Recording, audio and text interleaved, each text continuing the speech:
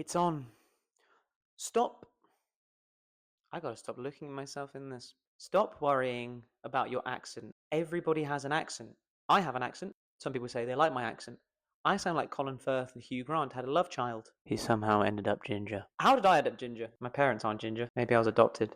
Now, your accent isn't the problem. The problem is that you're speaking a foreign language, aka English. When I speak Spanish, badly, I definitely don't pronounce the words correctly. So how can we fix that? English is a very hard language to speak. It might be quite easy to learn, but actually we have things called homophones, which is where words spelt completely differently sound exactly the same. Why? I blame Shakespeare. I don't think it's got anything to do with him. Let's take a look at the word there, as in they are.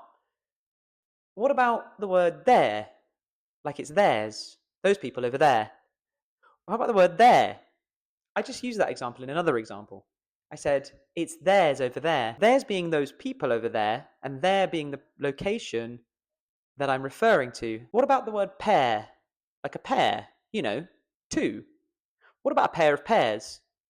Pair and pair, two pairs. This is what I mean. It's very difficult to speak English sounding like a native unless you know this very basic rule. English is all about the vowel. If you don't know what a vowel is, I'm going to pop the definition up here.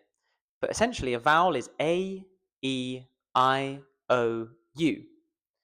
And now our job is to find the vowel in the stressed syllable. Tom, what on earth are you talking about stressed? What is a syllable? What are these stupid words? A syllable is a unit of a word. For example, Tom. Tom. Tom is one syllable. Today. That is two syllables. In English, there is only ever one stressed syllable in a word. For example, the word today. We're stressing the word day. This is the first point people who are trying to learn or speak English clearly, this is the first place they go wrong. They stress the wrong syllable. Here are some words. Let's take the word because. Because. If I were to stress the wrong syllable, it would sound a bit weird. Because. Because. I am telling you this because. But if I stress the right syllable, because, it sounds a little bit more sensible, doesn't it? But how do I know which syllable is the right one to stress? I can't help you with that, I'm afraid. You just have to know. And if you don't, what are you doing here? I'm joking. Of course I'm joking. However, the only way to truly find out what the stressed syllable is to try them both, or try all three. Let's take the word totally. Totally. I don't know why I'm saying this like R2-D2. Wait, R2-D2 doesn't speak. It's C-3PO. Totally. Totally. Totally. Totally. No. So if you stress them all, you'll find the right one for you. I did something really strange then. I was looking at the dot on the wall, not looking at the camera. Sorry about that. Okay, so once you found the right syllable, then within that syllable, there's only going to be one vowel sound. Stretch it out. Stretch it out. Okay, let's take the word formally. Formally. We are stressing the first syllable. Formally. Formally. Three-syllable word. We can ignore, this is great news, we can ignore these two. The m-ly. Throw it away. You can do that in whatever mumbly, jumbly, mishmash, mushmash, mushmouth that you want. The for is what's important. That's where the emotion lies. Formally. I was formerly an actor, but it was really hard. Now I'm a voice coach. I was formerly an actor.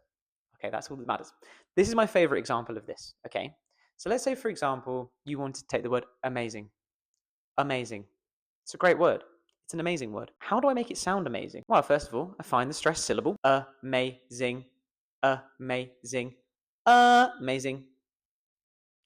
Amazing. Amazing.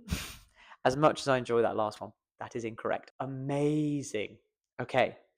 Now all you need to do is focus on the may. You can forget about the and the ing. Just go for that middle syllable and this word will work and you will sound so much clearer. Amazing. Amazing. Let's do two more examples of that. This word. Not the dots. Boring. Boring. It's the first syllable. Boring. Not boring. So you can throw away the ring. Throw it away. Smeagol does not approve of throwing away the rings, precious. Boring. Okay, last one. Fantastic. This video is fantastic. Fantastic. Fantastic. Fantastic.